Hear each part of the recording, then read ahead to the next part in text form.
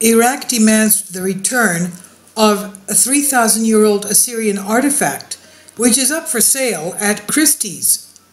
Neam Harris of Your Newswire reports, a 3,000-year-old Assyrian artifact is about to go on sale at Christie's auction house in New York, where it's expected to fetch in more than $10 million. However, the Iraqi government has demanded a halt to the sale of the 2-meter frieze and is demanding the plundered artifact is returned to its native Iraq. Well, if it was stolen, of course, it should not be anyone's to sell. That's against the law. Now, a rare antiquity which depicts the deity known as Apkalu, or winged genius, was excavated at the middle of the 19th century from the ruins of the Northwest Palace in Nimrud in what is present-day Iraq. Demonstrators are planning to congregate outside the sale room demanding its return. RT reports the exquisitely detailed artifact which depicts an Assyrian deity will go under the hammer at Christie's in New York on Tuesday, with critics of the high-profile art sale claiming that the piece belongs in a museum, preferably in Iraq.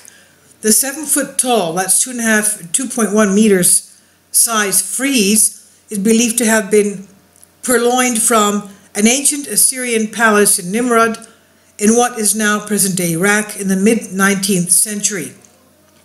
The sculpture was packaged up and shipped westward by an enterprising young Briton who was reportedly given permission by the Ottomans to carry out his ancient treasure hunt. The relief eventually found its way to the United States. Sitting largely forgotten in a Virginia seminary, a routine audit conducted last year revealed the sculpture's true value, sending insurance costs through the roof. The same thing was done by British archaeologists or whoever. You know, they got the frieze from the Parthenon of the Acropolis of Greece, of Athens, Greece, under the Ottomans' permission, and that's what is now found in the British Museum in London.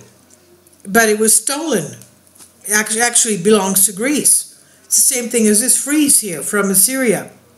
A spokesman for Christie's told CNN that the auction house had been reassured that there is no legal basis for any foreign nation to claim ownership of the ancient artifact. But Baghdad begs to differ.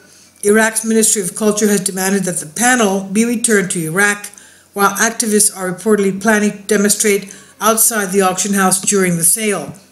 Social media users also expressed anger about the auction, arguing that the sculpture is a stolen artifact and should be returned to its native land. Quote, "This is an Assyrian artifact. This belongs to the community back home in Iraq.